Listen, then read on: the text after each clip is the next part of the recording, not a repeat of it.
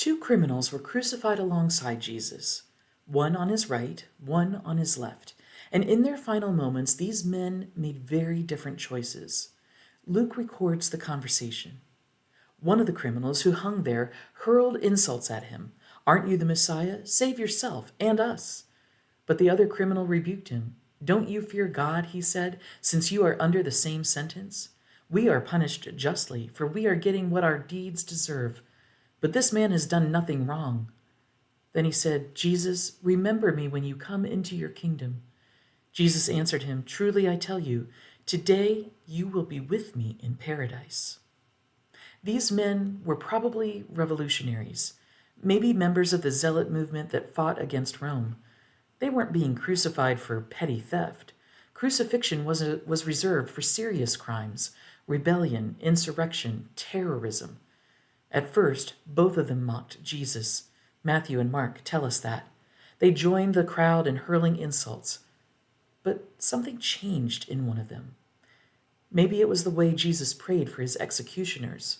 "Father, forgive them." Maybe it was Jesus' silence in the face of mockery. Maybe it was simply the grace of God opening his eyes. Whatever the reason, this criminal saw what others missed. He saw past the blood and the mockery and the apparent defeat.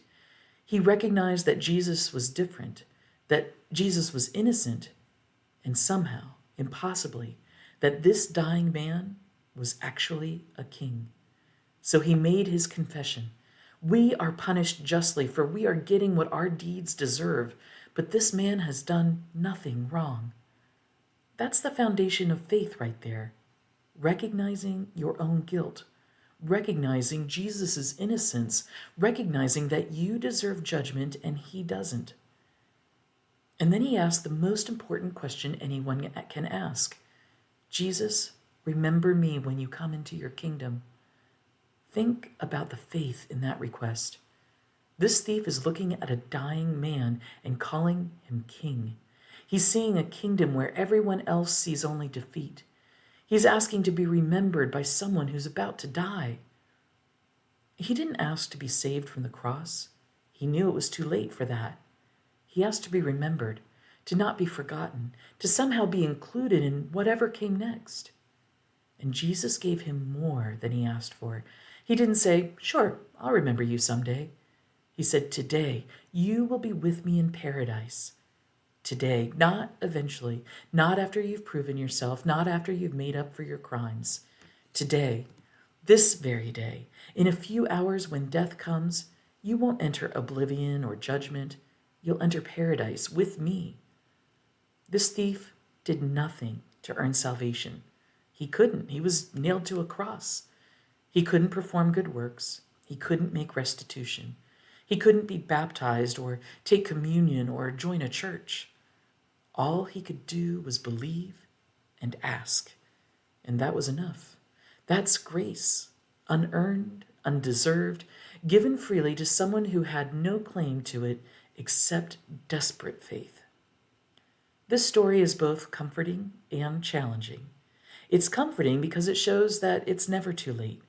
Even in your last moments, even after a lifetime of wrong choices, faith can save you. God's mercy extends even to the dying thief. But it's challenging because we can't presume on that mercy. The other thief died too, probably within hours of the first. Same cross, same proximity to Jesus, same opportunity to believe.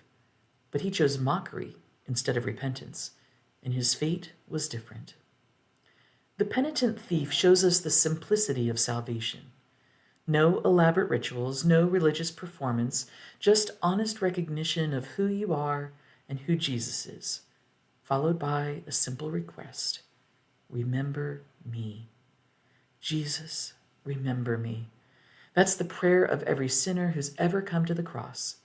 And Jesus' answer is always the same: today, paradise with me.